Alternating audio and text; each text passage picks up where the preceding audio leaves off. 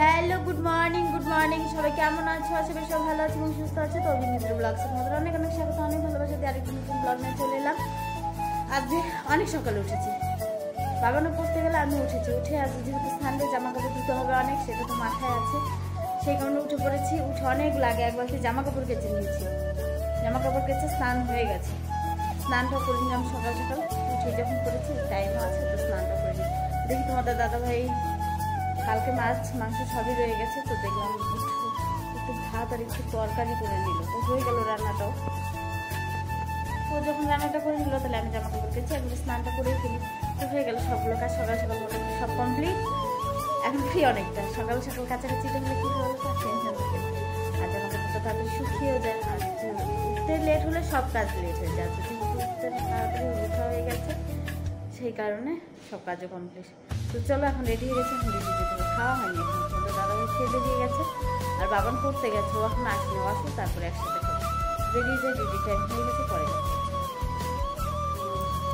Hello friends, তো লাঞ্চে তো এসে এখন যার টাইম হলো ভাবলাম তোমাদের সাথে একটু গল্প করে যাই। এসে বাসনগুলো মেজে নিলাম, জামা কাপড়গুলো উঠিয়ে নিলাম, তারপর কি করলাম জামা কাপড়গুলো গুছিয়ে নিলাম, বাসনগুলো মেজে নিলাম, আবার খাওয়া দাওয়া হলো, আবার বাসনগুলো মাজলাম, এখন চলে যাই। তারপরে লাঞ্চ ডিউটি ছেড়ে এসে অত কাজ থাকে না, এসে শুধু চাটা খাওয়া। তো সকাল সকাল স্নান করলে সব কাজ আগে, সব মানুষ সকালে ঘুম থেকে উঠলে সব কাজ হয়ে যায় তাড়াতাড়ি, আর লেট হলে সব কাজ হয়েছে না। যাই হোক, তো চলো বাদ বাকি ডিউটি করে আসি।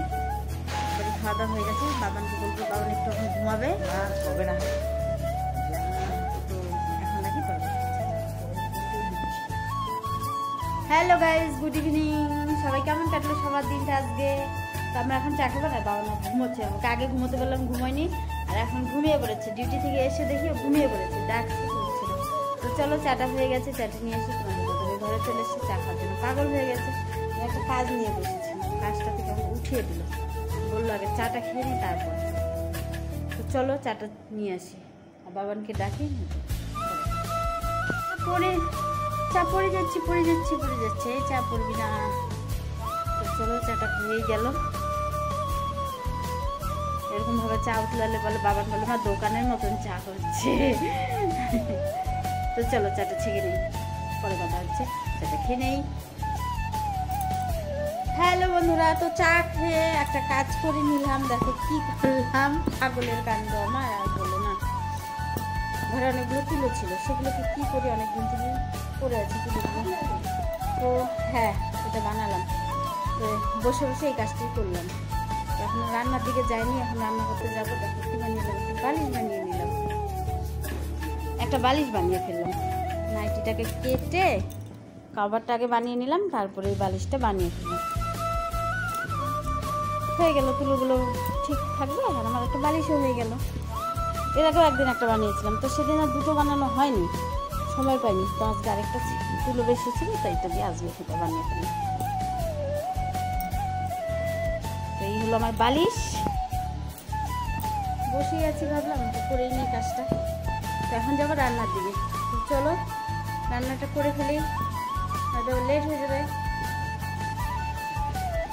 হচ্ছে আবার রান্নার দিকে যাই। রান্নাটা বসিয়ে দিয়েছি, কি রান্না হচ্ছে, মাছগুলো ভাজা বসিয়ে দিয়েছি, এগুলো হয়ে গেছে, নামিয়ে নিব। মাছের ঝোলটা হয়ে গেল, তো চলো মাছের ঝোলটা নামিয়ে নিই।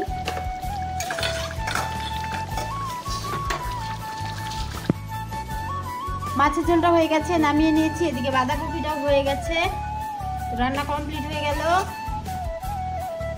তো রান্নাবাড়ি কমপ্লিট হয়ে গেলো, আবার খাওয়া দাওয়া পালা, খাওয়া দাওয়াটা সেরে নিয়ে চলো। আর আজকে ব্লগটা আমি এখানেই শেষ করছি। সবাই ভালো থেকো, সুস্থ থেকো, সাবধানে থেকো। কালকে আর নতুন ব্লগ নিয়ে দেখা হচ্ছে।